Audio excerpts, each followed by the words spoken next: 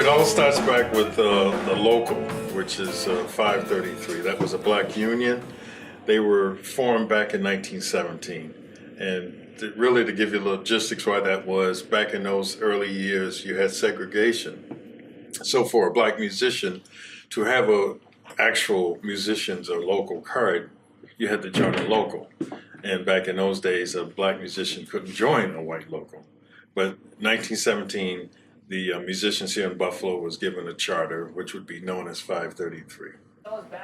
They couldn't eat in these clubs, these white clubs that they were formed for. They would not let them eat or hang out and drink and everything. So they had to come back here.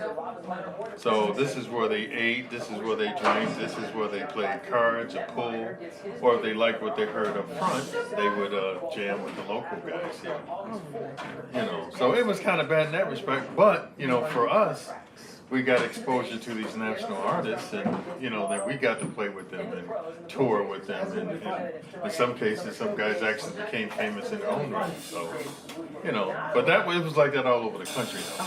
You know, and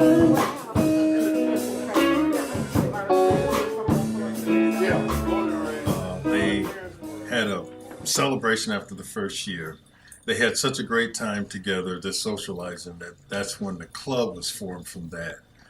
So they bounced around different locations for several years until they moved into this building in 1934. In 1935, they incorporated the club as a corporation, and they put the title and the deed of this building in the club's name. And we've been here ever since.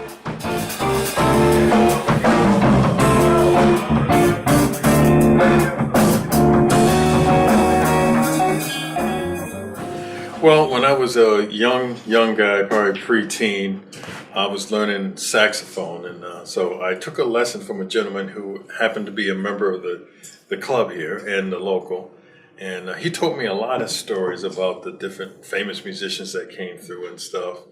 And then he told me about a workshop, and I found and talked to some other members from this local, and just listened to them playing and how strong, you know, the sound was. I said, man, I have to be a part of this.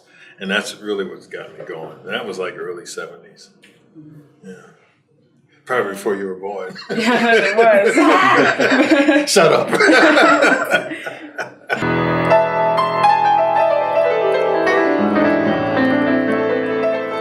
What brought me to the Colored Musicians Club? The music, primarily.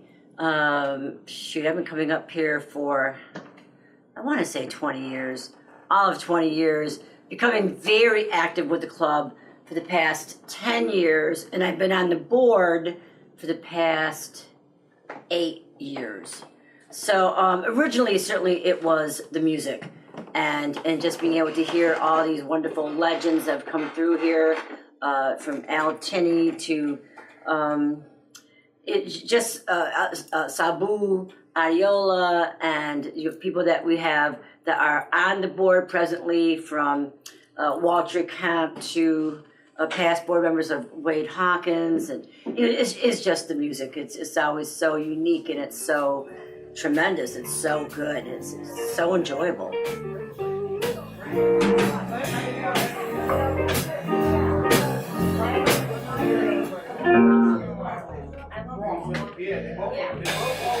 12 years ago, when we first did it, it was on a shoestring budget, and we just asked bands if you could play. So nobody got paid. Everything was just on the cheap, but it was a good show.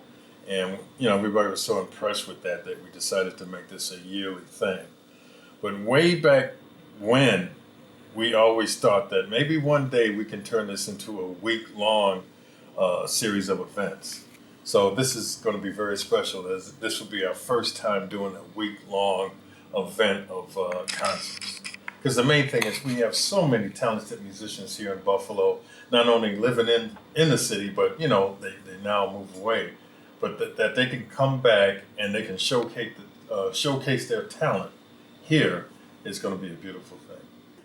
Your daughter's going to be in it. Are you Yes, excited about that? I'm very excited about that. She is a bass player and a vocalist. Her name is Zuri, Zuri Elise, and she just finished doing a music festival in Chicago called the Electric Forest Music Festival.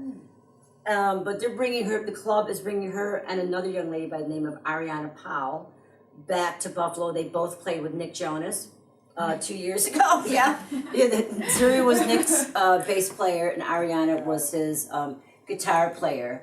And she loves Buffalo. And she's played for some very large crowds here, like at Canal Side, when it was a conglomeration of extraordinary musicians, and they played in front of 20,000 people.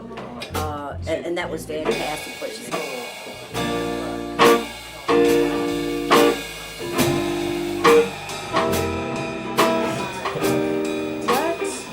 What is your overall goal for the club? Well, I think more than anything is to put this place back to where it was, prominence, to be known on the map, if you will. But more importantly, to be able to stand on its 2 feet and be strong on its own. I'm getting up there in years, and it would be nice to make sure that my legacy is to make sure that this club keeps going on for another 100 years. We'll do one signature. Okay. 2.